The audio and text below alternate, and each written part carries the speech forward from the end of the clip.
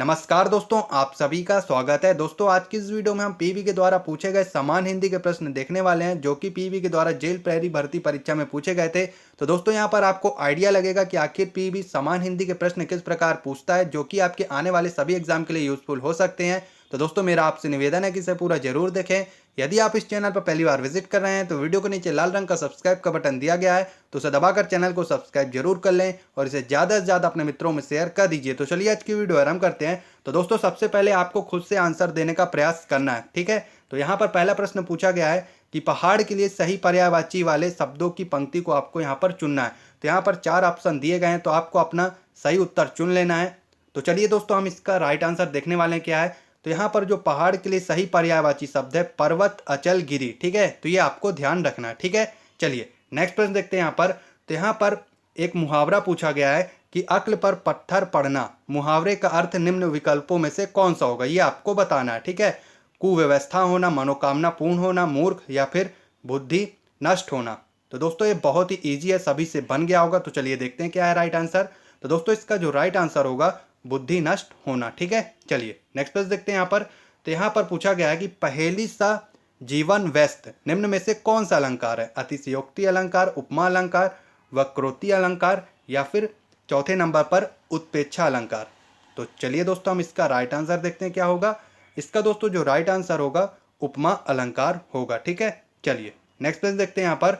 तो यहाँ पर पूछा गया कि आव प्रत्यय से बना शब्द निम्न में से कौन सा है, पड़ाव, आवश्यक, आव न ताव, या फिर आवक।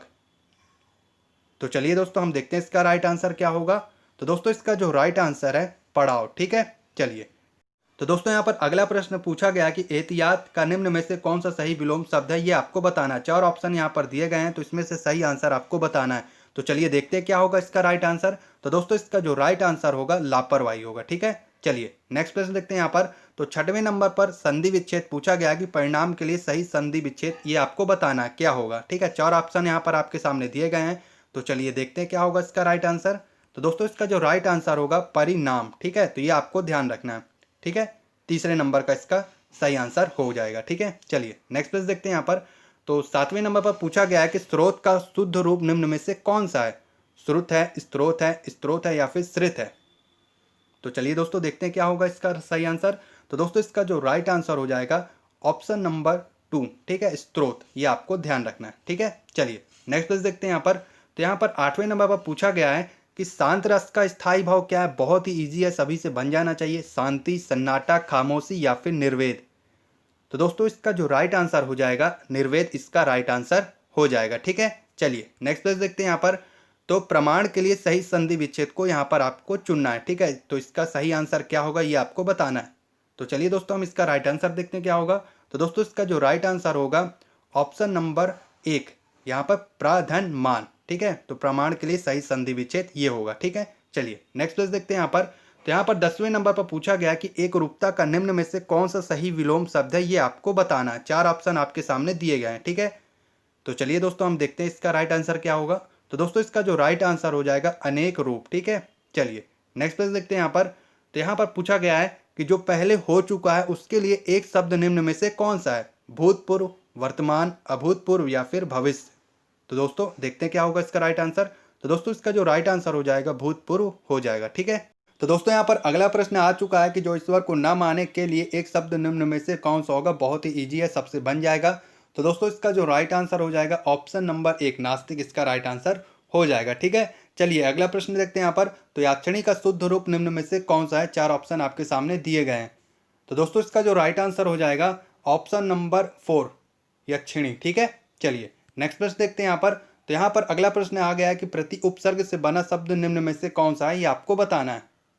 तो दोस्तों, इसका जो राइट आंसर हो जाएगा वो आपका प्रतिवाद हो जाएगा, ठीक है। चलिए अगला प्रश्न देखते हैं यहाँ पर। तो प्रति उपसर्ग से बना शब्द निम्न में से कौन सा है, ये आपको बताना है। तो दोस्तों, इसका जो राइट आंसर हो जाएगा वो आपका प्रतिघात हो जाएगा, ठीक है। चलिए अगला प्रश्न देखते हैं यहाँ पर। तो पंच तत्वों में निम्न में से कौन सा समास है। बहुत ही ईजी है, सबसे बन जाएगा। कर्मधारय समास, द्वंद्व समास, बहुब्रीहि समास, या फिर द्विगु समास। तो दोस्तों, इसका जो राइट आंसर हो जाएगा वो आपका द्विगु समास हो जाएगा, ठीक है। चलिए अगला प्रश्न देखते हैं यहाँ पर। तो हरफन मौला का निम्न में से समासिक विग्रह आपको करके बताना है कि कौन सा होगा। तो चलिए दोस्तों देखते हैं क्या होगा इसका राइट आंसर। इसका जो राइट आंसर हो जाएगा हर फन में मौला। ठीक है, चलिए अगला प्रश्न देखते हैं यहाँ पर। तो नदी के लिए सही पर्यायवाची शब्दों को आपको यहाँ पर पंक्ति दी गई है, उसको चुनना है। ठीक है, तो चलिए देखते हैं क्या होगा इसका राइट आंसर।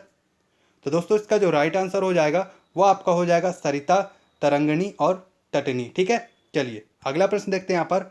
को तुम है घनश्याम हम तो बरसों कित जाए, ननी मनमोहन प्रिय दीर्घ क्यों परकत पाए। निम्न में से कौन सा अलंकार है ये आपको बताना है। रूपक अलंकार, अतिशयोक्ति अलंकार, वक्रोक्ति अलंकार या फिर उत्प्रेक्षा अलंकार। तो दोस्तों इसका जो राइट आंसर हो जाएगा वक्रोक्ति अलंकार। ठीक है, चलिए अगला प्रश्न देखते हैं यहाँ पर। तो किलकत कान घुटु रुवनी आवत, मणिमय कनक नंद के आंगन बिंब पकरीबे धावत। निम्न में से कौन सा रस है ये आपको बताना है। भक्ति रस, अद्भुत रस, वात्सल्य रस या फिर शांत रस। तो दोस्तों इसका जो राइट आंसर हो जाएगा वात्सल्य रस हो जाएगा। तो दोस्तों ये आपको वीडियो कैसी लगी कमेंट में बताएं, और आपके कितने नंबर आए ये भी आपको बताना है। तो दोस्तों मैं आशा करता हूँ आपको वीडियो समझ में आया होगा, तो इसे ज़्यादा से ज़्यादा अपने मित्रों में शेयर कर दीजिए, वीडियो को लाइक करें, चैनल को सब्सक्राइब करें। जय हिंद।